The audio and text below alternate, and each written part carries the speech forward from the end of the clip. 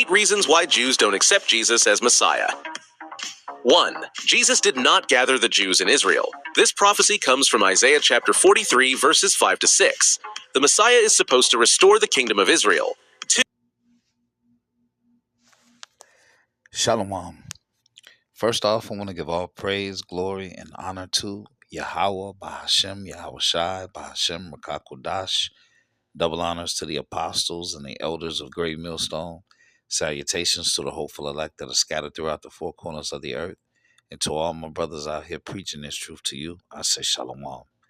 This is a Montazah from the Chicago camp, coming back at you again with another lesson entitled, The Imposters Don't Believe Yahawashi Came because Israel wasn't gathered by him. All right, so I ran across this short 8 reasons why the imposters don't accept Jesus as Messiah. All right, and so you saw it, Isaiah 43 and 5. Okay, they said that because that didn't happen, they can't accept. Okay. Who the world ignorantly calls Jesus, right, as the Messiah. Now, when you look at this thumbnail, right, already we're off on the wrong foot.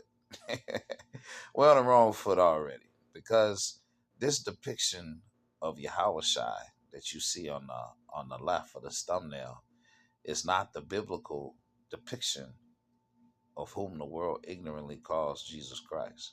All right, based off of Revelations 1 and 14. All right, so we already starting off wrong because this is idolatry. And then you have this rat over here on the right-hand side that's pretending to be Judah.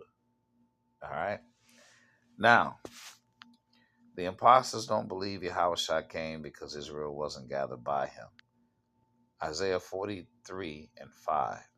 Fear not, for I am with thee. I will bring thy seed from the east and gather thee from the west. I will say to the north, give up, and to the south, keep not back. Bring my sons from far and my daughters from the ends of the earth, even every one that is called by my name. For I have created him for my glory. I have formed him, yea, I have made him.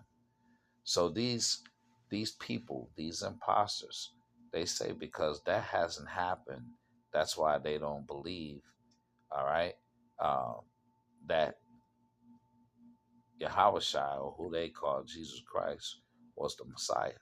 Well, first off, he not coming to gather you, all right, and he's not your Messiah. You are the people that say, aha, that are in the land, okay? You are the imposters. He's not coming to gather you. And seeing what they fail to understand, right? They look at the scriptures and they say, oh, he didn't do this in his earthly ministry.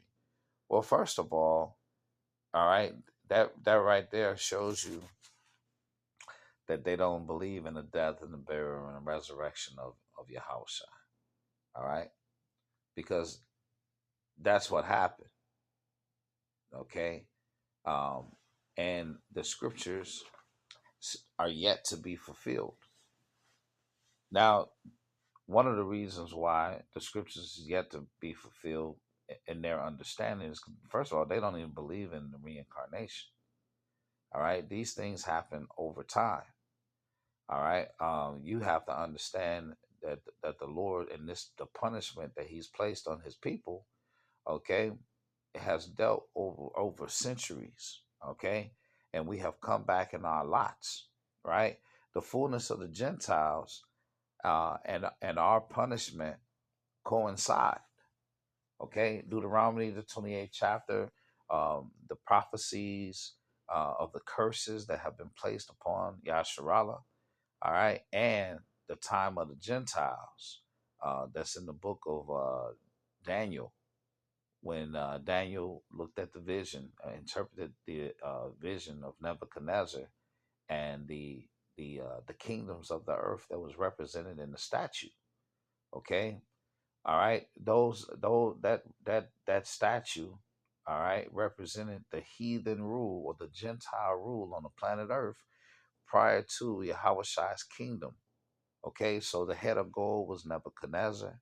Uh, the chest and arms was the Media Persia Empire. So the head of gold was the Babylonian Empire. The chest and arms was the Media Persia Empire. The hips, okay, the stomach and hips area, that was the Greek Empire. The legs was the Roman Empire. All right. Uh, and the feet that was part clay, part iron, which we're in today, right now, which is Rome 2.0, the second coming of the Roman Empire. That's where we're at right now.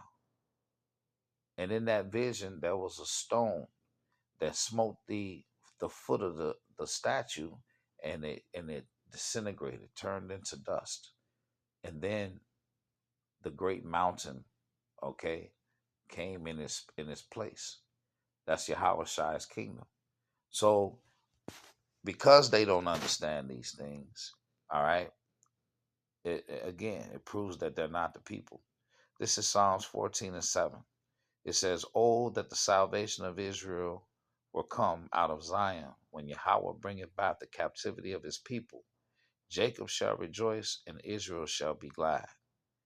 But see, here's the thing they don't understand. They don't understand. They're looking at Isaiah 43 and 5 and talking about the gathering, but you can't have the gathering without the deliverance. The deliverance has to happen first. Jacob's trouble has to happen, okay? And Israel, all right, has to be delivered, okay, before the gathering comes, all right? So, um, just as Yahweh's disciples, they didn't understand, right? Because all of this was a mystery. This is Acts 1 and 6. It says, "When they therefore were come together, they asked of him, saying, Lord, wilt thou at this time restore again the kingdom to Israel? And he said unto them, It is not for you to know the times or the seasons which the Father hath put in his own power." All right. So even Yahweh's disciples were expecting uh, his earthly ministry, all right, to be fulfilled. That's why they didn't understand why he was being crucified. All right. And then after he was raised again. Hey, the first thing they say, "Hey, are you you restoring the kingdom back to Israel?" Because they know it's written. Okay. We just didn't understand uh, then as we understand now. This is Jeremiah 30 and 1. The word that came to Jeremiah from Yahweh, saying, Thus speaketh Yahweh, power of Israel, saying, Write thee all the words that I have spoken unto thee in a book.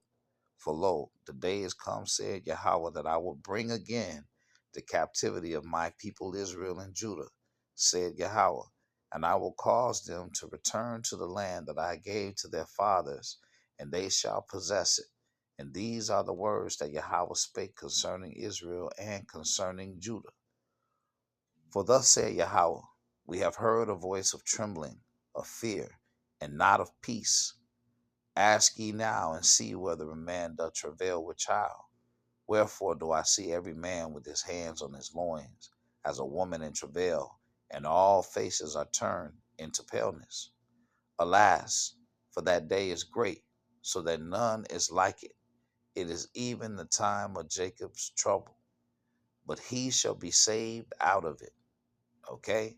So Jacob's trouble has to happen, all right, first, before the gathering. All right? The deliverance has to happen before we're gathered back into our land, because the Lord got to get us out of the hand of this enemy. Verse 8, For it shall come to pass in that day, said Yahweh of hosts, that I will break his yoke from off thy neck, and will burst thy bonds, and strangers shall no more serve themselves of him. For they shall serve Yahweh their power, and David their king, whom I will raise up unto them. All right, that's that reincarnation. Therefore, fear thou not, O my servant Jacob, said Yahweh, neither be dismayed, O Israel, for lo, I will save thee from afar, and thy seed from the land of their captivity, and Jacob shall return and shall be in rest, and be quiet, and none shall make him afraid. For I am with thee, said Yahweh, to save thee. Though I make a full end of all nations, whether I have scattered thee, yet will I not make a full end of thee.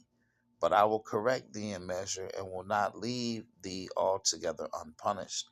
You see, so when you go up here, this right here, Isaiah 43 and 5, this this is after the deliverance.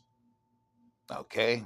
This is in the gathering when no nation is going to make us afraid. Okay? So the deliverance has to happen first. That's why they don't understand, because they're not the people. This is Daniel 12 and 1. And at that time shall Michael stand up, the great prince which standeth for the children of thy people. And there shall be a time of trouble, such as never was since there was a nation, even to that same time. And at that time thy people shall but be delivered, every one that shall be found written in the book. All right? You see, the heathen don't understand. Okay? They don't understand, but they will understand. So the time of Jacob's trouble has to happen first. And this man's kingdom has to be torn down first. All right? But they're going to understand. This is Ezekiel 39 and 23. It says, and the heathen shall know that the house of Israel went into captivity for their iniquity, because they trespassed against me. Therefore hid I my face from them, and gave them into the hand of their enemies. So fell they all by the sword. Our enemies are in the land right now saying, aha, they got the land right now. Okay? They're in the land right now, and they're saying, aha, I got the land. All right? Not knowing, and call themselves creating their own gathering. All right? And talking about they don't believe that Yahawashi was the Messiah. Well, first of all, he ain't your Messiah. He ain't your Messiah, and he ain't gathering you. All right. Verse 24. According to their uncleanness and according to their transgressions have I done unto them, and hid my face from them. Therefore thus said the Lord Power, now will I bring again the captivity of Jacob, and have mercy upon the whole house of Israel, and will be jealous for my holy name, after they have borne their shame and all their trespasses whereby they have trespassed against me, when they dwelt safely in their land, and none made them afraid. Okay? So scripture says, I will bear the indignation of the Lord until he bring me to the light. Okay? So that's what we're doing. We're bearing the indignation. Verse 27. When I have brought them again from the people, and gathered them out of their enemies' land, and them sanctified in them in the sight of many nations, then shall they know that I am Yahweh their power, which caused them to be led into captivity among the heathen. But I have gathered them unto their own land, and have left none of them any more there. Neither will I hide my face any more from them. For I have poured out my spirit upon the house of Israel, said the Lord Power. All right. So the deliverance has to happen before the gathering. Okay. And when he does place us in our land, uh, we're going to be at rest and at peace. This is 2 Samuel 7 and 10. Moreover, I will appoint a place for my people Israel, and will plant them, that they may dwell in the place of their own, and move no more. And neither shall the children of wickedness afflict them any more as before time. And in closing, all right, you have the account of Balaam, all right, who was hired by Balak to prophesy curses upon Israel. And it didn't go the way Balak hoped. Numbers 23 and 7. And he took up this parable and said, Balak,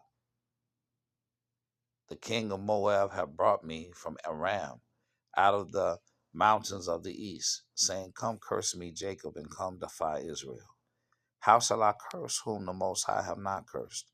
And how shall I defy whom the Yahweh have not defied?